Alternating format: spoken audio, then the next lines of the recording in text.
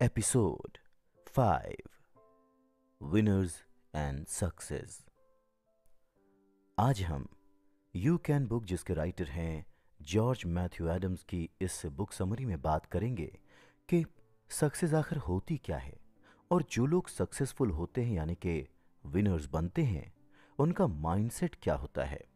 ऐसी कौन सी आदतें हैं जिन्हें अपने जीवन में अपनाकर वो हर ऊंचाई को हासिल कर लेते हैं और रास्ते में आने वाली हर मुश्किल का सामना डट कर करते हैं। आगे बढ़ने से पहले एक सवाल, आपके लिए सक्सेस के क्या मायने हैं? सक्सेस सबके लिए अलग अलग होती है। किसी के लिए 2 वक्त का खाना भी नसीब होना एक सक्सेस है और किसी के लिए अच्छे कपड़े पहनना भी एक सक्सेस हो सकता है। इसलिए ऑथर कहते हैं कि सक्सेस को एक तरीके से देखा जाए तो वो एक पर्सनल व्यू पॉइंट है जो सबके लिए अलग अलग होता है। हार कभी ना माने, चाहे आपको बार बार असफलता ही क्यों ना मिल रही हो, क्योंकि ये असफलताएं टेम्परेरी हैं, समय बदलता है। हम में से ज़्यादातर लोग अपनी पूरी कोशिश किए बिना ही हार मान लेते हैं और उन्हें इसका अंदाज़ा भी नहीं होता है कि वो सक्सेस के कितने करीब थे। ऑथर कहते हैं कि किसी भी असफलता से निराश ना होना ही एक रियल विनर की पहचान है।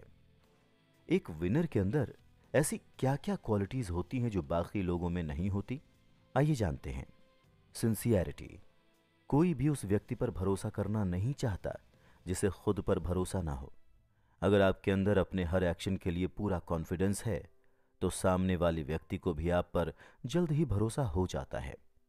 ऑथर इस किताब में बताते हैं कि क्षमता और ज्ञान की कमी को माफ किया जा सकता है, लेकिन एक निष्ठाहीन व्यक्ति को कभी भी माफ नहीं किया जा सकता। सिंसियरिटी पैसे से भी ऊपर होती है। जिस तरह से एक मैग्नेट यानी कि चुंबक किसी स्टील के कण को खुद की ओर आकर्षित कर लेता है, उसी तरह से एक सिंसियर व्यक्ति खुद की तरफ कई नए नए मौके और अपॉर्चुनिटीज को अट्रैक्ट करता रहता है। एक विनर हमेशा सिंसियर होता है, उसके पास इसके अलावा कोई और ऑप्शन नहीं होता है। एम क्लियर रखें। सभी विनर्स का रहस्य एक निश्चित आदर्श या योजना के प्रति अडिगता से सामना करना होता है। ऑथर बताते हैं कि वॉशिंगटन ने जितनी बैटल्स जीती हैं उससे कहीं ज्यादा हारी हैं, लेकिन उसका जो एम था, जो लक्ष्य था, इंडिपेंडेंस का, स्वतंत्रता का, वो उसने हासिल कर लिया। जो भी विनर्स बनते हैं, सक्सेसफुल होते हैं, वो सभी एक एम को लेकर शुरुआत करते हैं और उसे पाने के लिए एक प्लानिंग करते हैं और उसे उसके सही अंजाम तक पहुंचाने में लग जाते हैं। क्या आपके पास आपके जीवन का लक्ष्य है?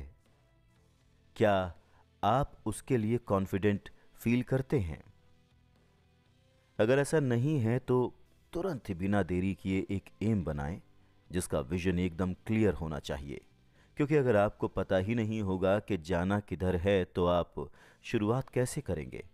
तो सबसे पहले एक बड़ा सा एम डिसाइड करें, फिर उसे पाने के लिए क्या सही प्लानिंग होनी चाहिए उस पर काम करें और जी जान से जुट जाएं। प्रॉम्प्टनेस, हम पहले ही जान चुके हैं कि समय किसी के लिए इंतजार नहीं करता है। लेखक कहते हैं कि हमेशा समय पर वहां उपस्थित हो जाना जहां आपको होना चाहिए। ऑथर हिस्ट्री के कुछ एग्जाम्पल्स देकर यह भी समझाते हैं कि अलर्टनेस का होना कितना जरूरी है।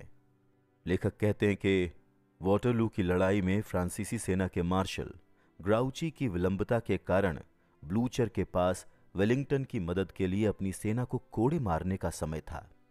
जिस आदमी को नेपोलियन ने ये आदेश दिए थे, अगर वो भूल नहीं करता और देर हो जाती तो यूरोप का पूरा इतिहास 1815 से बदल गया होता। इसीलिए हमेशा शीघ्रता को ध्यान में रखकर किसी भी काम को करें। एनकरेजमेंट, ऑथर कहते हैं कि अगर आप किसी एक पावरफुल पोजीशन पर हैं तो आपको लोगों की पीठ थपथपाने की आदत डालनी होगी, लोगों को प्रोत्साहित करना होगा।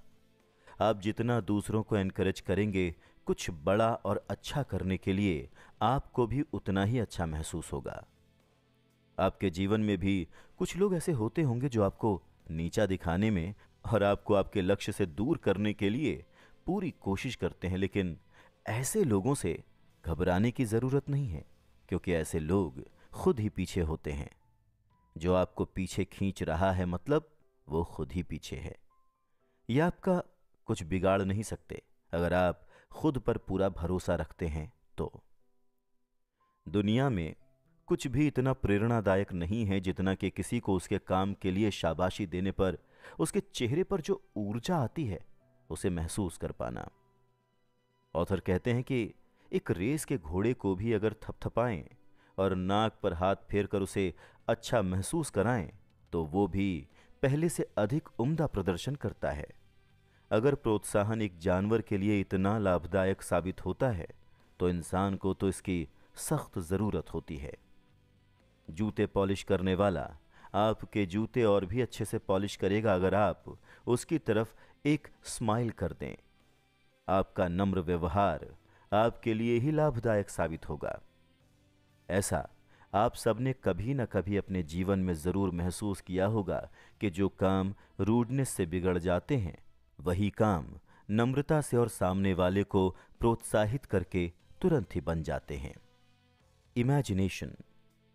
ऑथर इस किताब में इमेजिनेशन को दुनिया का सबसे बड़ा और पावरफुल एसेट बताते हैं।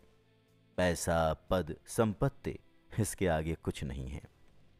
ऑथर एक उदाहरण देते हैं। लोग वो काम करते हैं जो वो सबसे पहले अपनी इमेजिनेशन से करते हुए देखते हैं। मैकाडू ने अपने दिमाग में सोचा और इमेजिन करके देखा कि हडसन नदी के नीचे हर दिन हजारों लोगों को तेजी से कारें ले जा रही हैं। बेशक लोगों ने उनसे मुंह फेर लिया हो और उनका मजाक उड़ाया हो और उनके सपने को देखकर उनके बारे में तरह तरह की अच्छी या बुरी राय प्रस्तुत की हो, लेकिन मैकाडू ने हडसन सुरंगों में अपने सपने को साकार किया।